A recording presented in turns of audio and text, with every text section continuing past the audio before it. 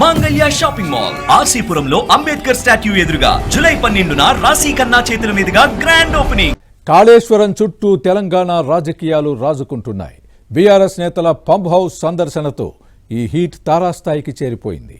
కాళేశ్వరంపై కేసీఆర్కు సీఎం రేవంత్ రెడ్డి సవాల్ చేస్తే సీఎం వ్యాఖ్యల్ని తప్పుపడుతూ Harish Rao power point presentation ఇచ్చారు. మరోవైపు కాంగ్రెస్ బీఆర్ఎస్ డైవర్షన్ పాలిటిక్స్ చేస్తున్నాయంటూ బీజేపీ మండిపడుతోంది.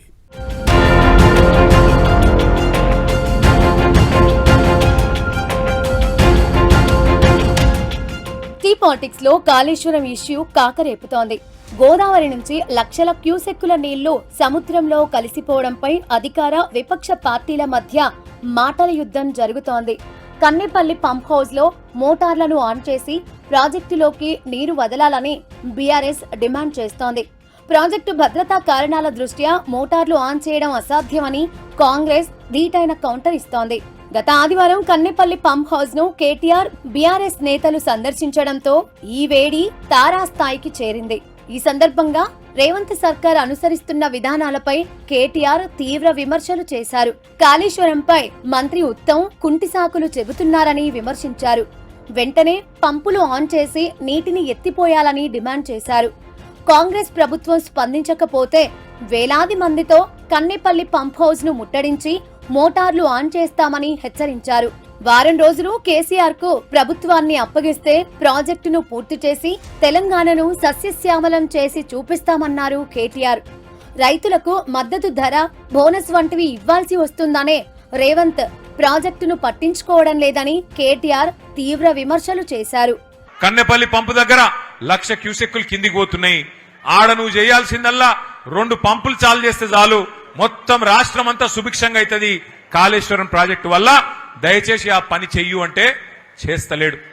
ఎందుకంటే ఆయనకు తెలుసు, ముఖ్యమంత్రి గారికి ఆయనకు తెలుసు, నీళ్ళు ఇచ్చినాం అనుకో యూరియా ఇయ్యాలి, మరి యూరియా ఇస్తే పంట వండుతుంది, పంట వండితే మరి మళ్ళీ పంటలు కొనాలి, పంట కొంటే మద్దతు ధర ఇయ్యాలి, మద్దతు ధరిస్తే మళ్ళా బోనస్ ఇయ్యాలి. ఇక సప్పుడేక ఈ లొల్లెంత ఎందుకు, నీళ్లు ఇవ్వకపోతే ఏ లొల్లి లేదన్నట్టు ఇవాళ నీళ్లు ఉండి కూడా పంటలను ఎండబెడుతున్నాడు, రైతులను ఇవాళ తొక్కుతున్నాడు ఈ రాష్ట్ర ముఖ్యమంత్రి రేవంత్ రెడ్డి. కాళేశ్వరంపై కేసీఆర్ కు సీఎం రేవంత్ రెడ్డి సవాల్ విసిరారు.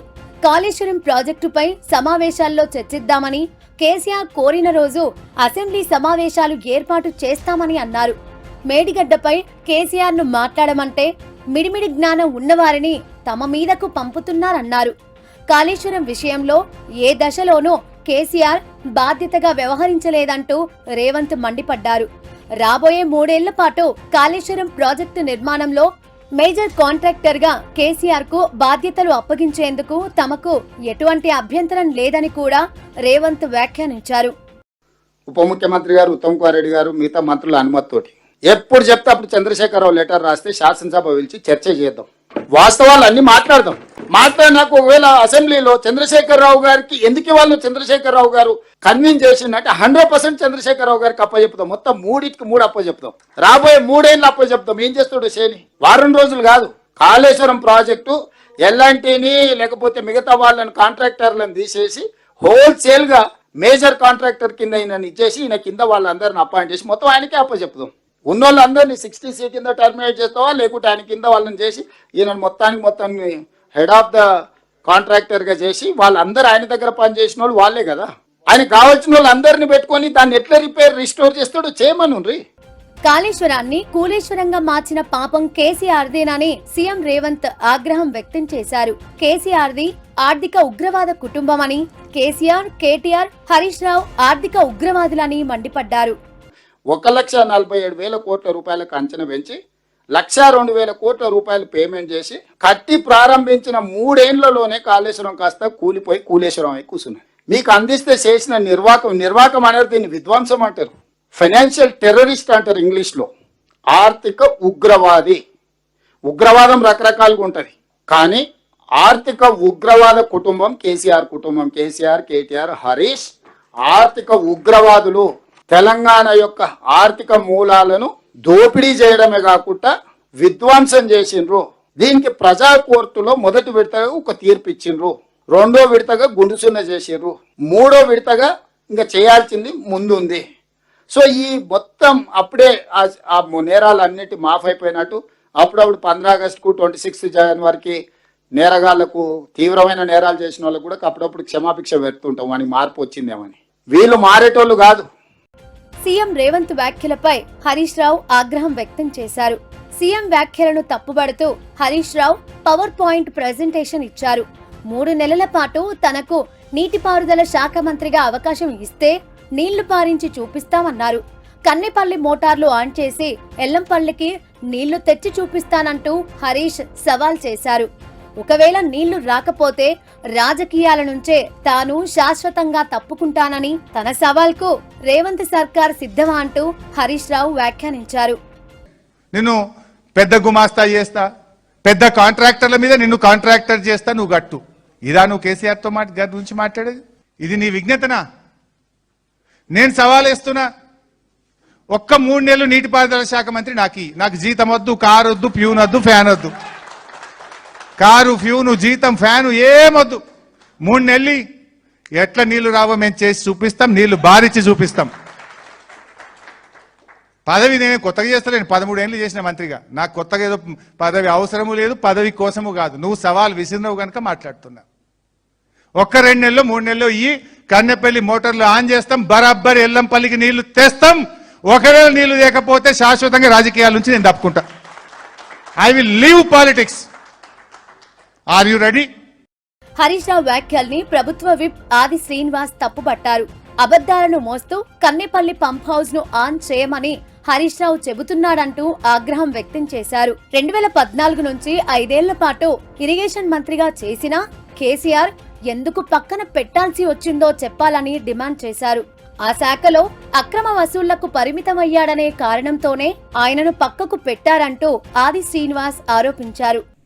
హరీష్ రావు గారైతే పూర్తి అబద్ధాలను మోస్తూ కన్నెపల్లి దగ్గర పంప్ హౌస్ను వెంటనే ఆన్ చేయండి అనేటువంటి మాట మొన్న కేటీఆర్ అంటే ఆయనకు తోడుగా ఈయనే నాకు 3 మాసాలు ఇరిగేషన్ శాఖ మార్చులకు ఇస్తే నీళ్లు తెచ్చి చూపిస్తా అంటున్నాడు. నీ పనితనం 2014 నుంచి 5 సంవత్సరాలు మైనర్ ఇరిగేషన్ శాఖ మార్చులు ఉన్నది స్వయంగా మీ మామ చూసి 2వ విడత మంత్రివర్గంలో నీకు ఏ శాఖను కూడా మంత్రికి ఇవ్వకుండా పక్కన కూర్చుండబెట్టి నిజం కాదా అంటున్నా. మరోవైపు అధికార కాంగ్రెస్, విపక్ష బీఆర్ఎస్ పార్టీలపై బీజేపీ రాష్ట్ర అధ్యక్షుడు రామచంద్రరావు అసహనం వ్యక్తం చేశారు. కాంగ్రెస్, బీఆర్ఎస్ డైవర్షన్ పాలిటిక్స్ చేస్తున్నాయని, ధరణిలో బీఆర్ఎస్, భూపారతిలో కాంగ్రెస్ అవినీతికి పాల్పడ్డాయని ఆరోపించారు. ఇది కాళేశ్వరంలో కూలేశ్వరం కాదని, ఇది డ్రామేశ్వరం అంటూ బీజేపీ చీఫ్ ఎద్దేవా చేశారు. ధరణి, భూభారతి సంబంధించినటువంటి ఒక బయటపడుతుంది కాబట్టే ఈ 2 పార్టీలు కూడా కన్నేపల్లి ఏదో మేడిగడ్డ ఈ డ్యామ్స్ ఈ కాళేశ్వరం ప్రాజెక్టు తీసుకువచ్చి ప్రజల్ని తప్పుదారి పట్టించే డైవర్ట్ చేసే ప్రయత్నంలో భాగము. అందుకే నేను అన్నాను ఇది కాళేశ్వరము కూలేశ్వరం కాదు, ఇది డ్రామేశ్వరం అని అన్నా. ఎందుకంటే భూభారతిలో బయటపడినటువంటి ఒక ఏదో అవకతవకలు, ధరణిలో పడే అవకతవకల్ని వీళ్ళందరూ కూడా ఏదైతే వాళ్ళు బయటపడుతున్నదో ప్రజల్లో వెళ్తుందో దాన్ని డైవర్ట్ చేయడానికి ఈరోజు కాళేశ్వరం విషయాన్ని తీసుకువచ్చున్నారు. మొత్తానికి కాళేశ్వరం ప్రాజెక్టు అంశంపై మాటల మంటలు రాజుకుంటున్నాయి. అధికార, విపక్ష పార్టీల మధ్య మాటల యుద్ధం కొనసాగుతోంది.